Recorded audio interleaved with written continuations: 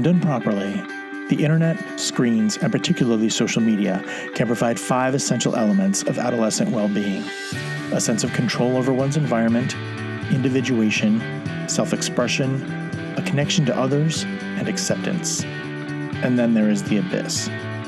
Welcome to App-Propriate, a podcast designed to give you a little taste into the positives and negatives of the most popular social media apps, so that you and your most importants can make more informed, healthy, and safer choices when it comes to interacting through your screens. I'm your host, Joe Langford. Note that I said safer, not safe. Interacting through screens with other humans contains a degree of natural risk, just like real life. And I believe that education leads to empowerment, and I hope this information helps add a degree of safety, social responsibility, and good digital citizenship to your social networking and the conversations you have about it with your family.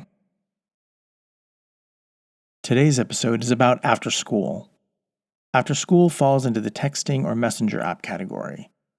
It's an anonymous chatboard app similar to the now defunct YikYak app in that it's garnered similar attention and problems as YikYak, as well as the change.org petition to have it shut down. When users download the AfterSchool app, it automatically lists the schools near your location. Users then click on the school they attend. The app uses things including Facebook profiles or student ID badges to verify a user's student status and school. Once verified, each user then picks an avatar, or a character that represents them in their profile. Users can then post text, images, videos, or view one of their schoolmates. Students can post messages on a feed that's seen by other students who attend their school. Every user who attends that school, but only those who attend that school. Some of the bad news is that there is a Would You feature that allows users to schedule activities and meetups. Users also have the ability to create polls and post anonymously about anyone or anything in that school, resembling in many ways the burn book from the movie Mean Girls, or the burn book app, which is the topic of another episode. And like both the burn book from the famed movie and the app, the posts are anonymous. Users are not identifiable in any specific way unless they reveal identifying details through their posts. So it's not just Regina George and her friends. Everyone can be a mean girl. The most obvious criticism of an app of this nature is the potential for bullying. Posts can include pictures, text, video. Anyone in the school can see all the messages associated with that school, and at last count, more than half of American high schools were on that list. The app was launched around Halloween 2014 and was listed in the app stores as 12 and older. Shortly after Thanksgiving that same year, it had gained hundreds of thousands of adolescent users, as well as what felt like just as many complaints from those kids' parents and teachers. They relaunched it in December with an age restriction of 17+, though by Christmas it had been taken down again for violating multiple App Store guidelines, including the personal attacks and objectionable content categories, which prompted the change.org petition I mentioned earlier. AfterSchool relaunched in April 2015 with mature content filters, age verification, and 24/7 live anonymous support from crisis counselors connected with nonprofit safety and advocacy agencies. AfterSchool's age requirement isn't there to protect underagers from the app's content. The age requirement is set to prevent adults over high school age from accessing it. Persons identified as adults by the app can download the app and open it, though they're not able to read any of the posts. Yeah, you're not crazy. How strange for an app that says it's meant for the 17+ crowd to be actively avoiding the 18 and over crowd and encouraging users to connect the app with any school they belong to, including middle and high schools. And while we're on the topic of controversy, over the last few years, AfterSchool has been plagued with complaints from users of spam texts, fake posts, and the app accessing and sharing names and phone numbers and other personal information, even from people who haven't downloaded the app.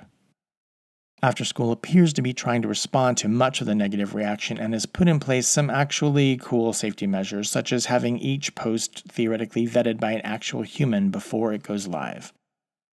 In their guidelines, AfterSchool has also set forth a zero-tolerance policy when it comes to bullying or threats, and uses software as well to detect harmful or dangerous language, and installed a report button on every post, which allows content to be removed instantly if a student deems it to be offensive or inappropriate.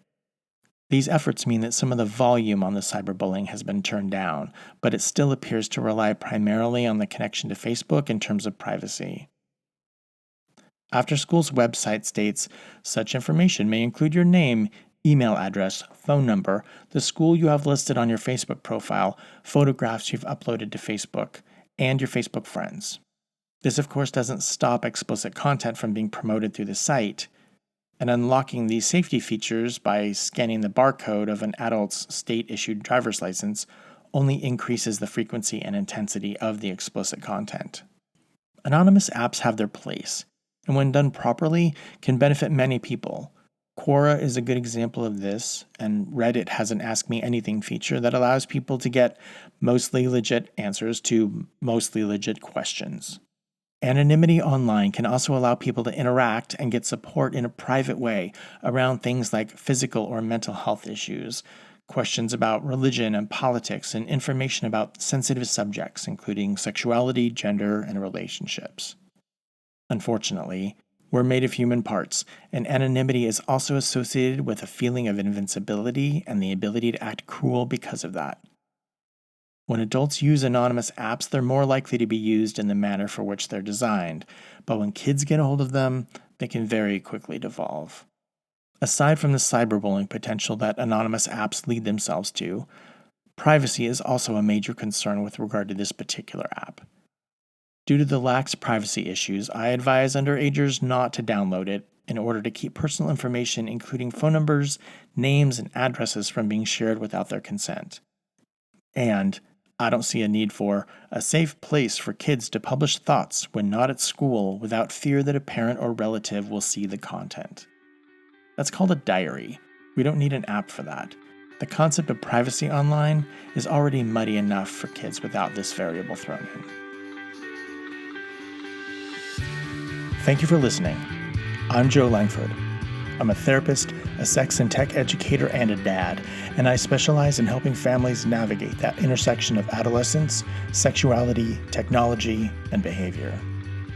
More information about me and my work to promote healthy, positive, and safer sexual and social behavior, both online and off, can be found at my website, beheroes.net.